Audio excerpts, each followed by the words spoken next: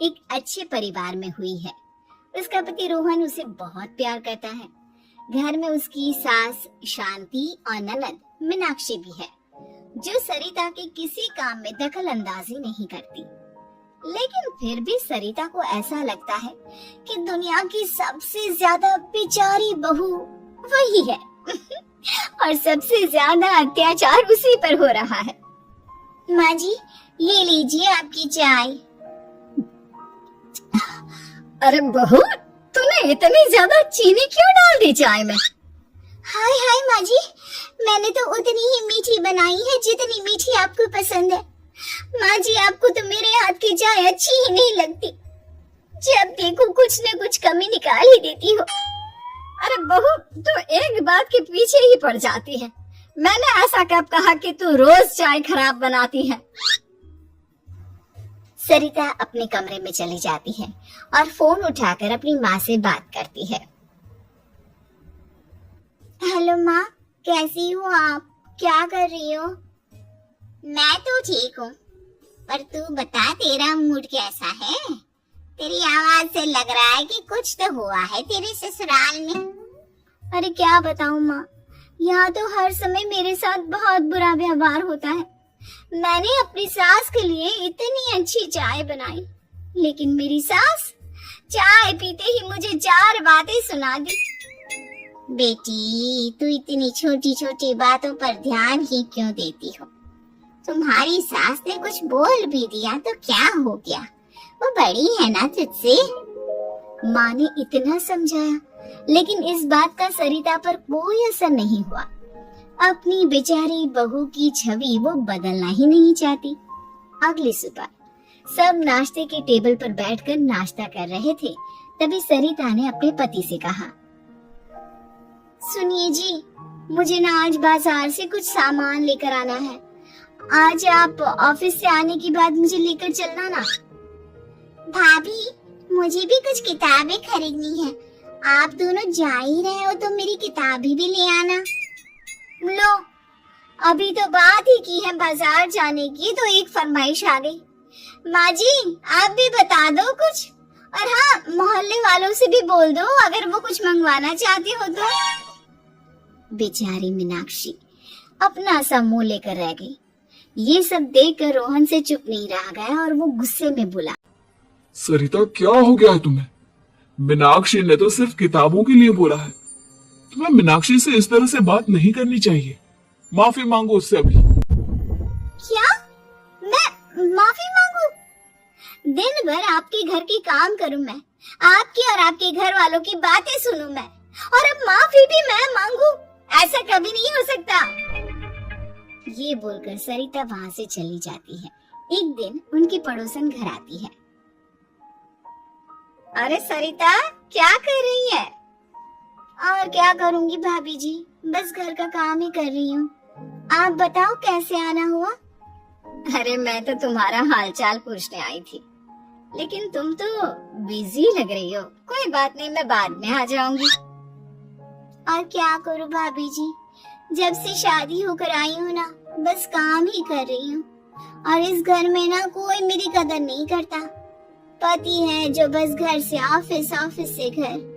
ननद को तो कॉलेज से फुर्सत नहीं। बची सास तो उनका सारा समय मेरी गलतियाँ निकालने में लग जाता है।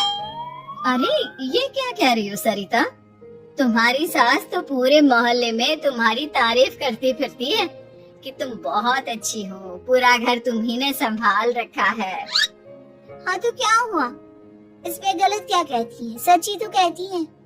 मेरी मर्जी के बिना इस घर का पत्ता भी नहीं हिलता। शाम को जब रोहन घर आया तो उसने सबसे कहा, कल हम सबको मौसी जी के घर जाना है। उनकी बेटी की शादी है। सब अपनी अपनी पैकिंग कर लो, सुबह होते ही निकल जाएंगे। और सरिता, तुम कान खोलकर सुन लो, वहां जाकर किसी की बुराई भलाई शुरू मत कर देना, नहीं तो मुझसे बुरा कोई नहीं होगा।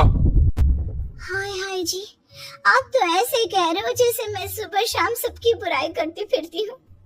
आज तक कोई कह नहीं सकता कि मैंने किसी की पीठ पीछे किसी के बारे में कोई बुरी बात बोली हो तो। अरे बस बहू, बात को और ज्यादा आगे मत बढ़ा। हमें सब पता है तो हमारे साथ क्या व्यवहार करती है। ये बात घर तक रखना, शादी में किसी को कुछ मत बोलना, नहीं तो सब कहेंगे कि शांति की बहू कितना बोलती है। हाँ हाँ, सब कुछ तो मैं ही बोलती हूँ ना।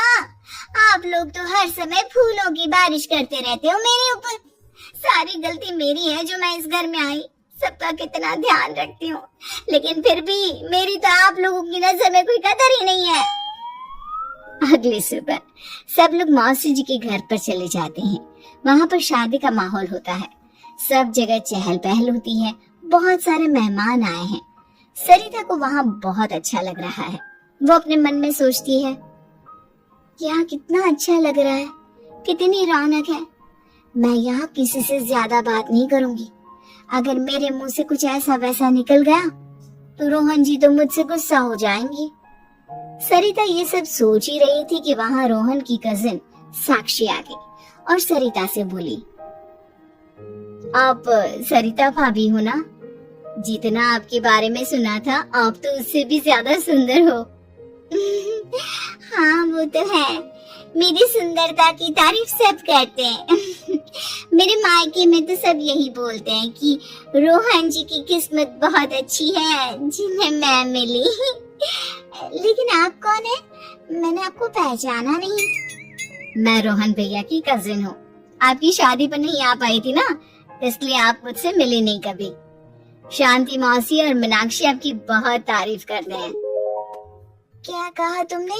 मेरी तारीफ? कभी नहीं। मेरे ससुराल वाले कभी मेरी तारीफ कर ही नहीं सकते। मैं इतनी अच्छी हूँ, मेहनती हूँ, लेकिन उन्हें तो मेरी कदर ही नहीं।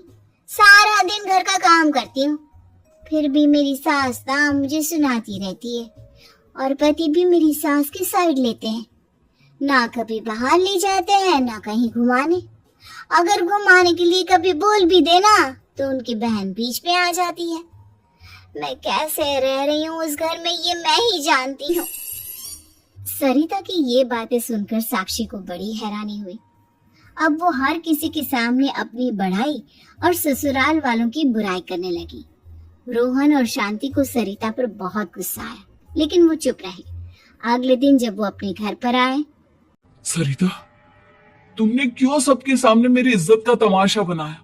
तुमसे बोला था ना कि चुप रहना। अजी ऐसा भी क्या कह दिया मैंने जो इतना भड़क रहे हो? तुम जहाँ जाती हो अपना रोना शुरू कर देती हो, कभी किसी दूसरे की बात ही नहीं सुनती, बस अपनी कहती रहती हो। तुमने सबके सामने हमारा तमाशा बनाकर रख दिया है। हे भगवान, मुझे अपने पास बुला ले। जिस घर में मेरी कदर ही नहीं, उस घर में मेरा क्या काम? अरे क्या करूंगी मैं यहाँ रहकर? जो भी आता है मुझे सुनाकर चला जाता है। मैं तो किसी से कुछ नहीं कहती। सीधी सादी बहू मिल गई है ना सबको, तो जो जी में आए वो करो। सरिता ने अपने आगे किसी को कुछ बोलने ही नहीं दिया, और उस दिन भी उसने सबके सामने खुद को बेचारी बना ही दिया। अगले दिन मीनाक्षी कॉलेज के लिए लेट हो रही थी, इसलिए वो हर काम जल्दी जल्दी कर रही थी।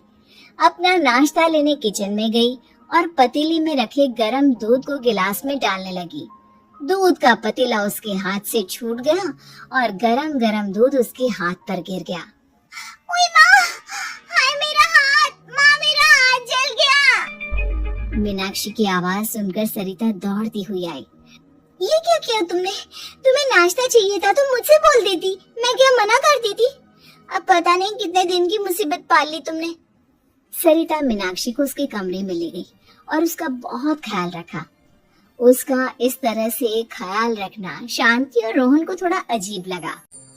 माँ, सरिता के दिमाग का भी कुछ पता नहीं। कल शादी में सबको इतना कुछ बोल कर आई है हमारे बारे में, और अब मीनाक्षी की कितनी अच्छी देखभाल कर रही है। ये ऐसा क्यों करती है? बेटा, तेरी बीवी की ना आदत हो गई है सबके सामने खुद को बेचारे दिखाने की, और आदत इतनी जल्दी नहीं बदलती। जब ये बोलना शुरू करती है तो रुकने का नाम ही नहीं लेती, इसलिए इसे पता ही नहीं चलता कि ये किसके सामने क्या बोली जा रही है। लेकिन दिल की बहुत अच्छी है। हमें भी अपना दिल बड़ा करके ये जैसी है इसे स्वीकार करना चाहिए।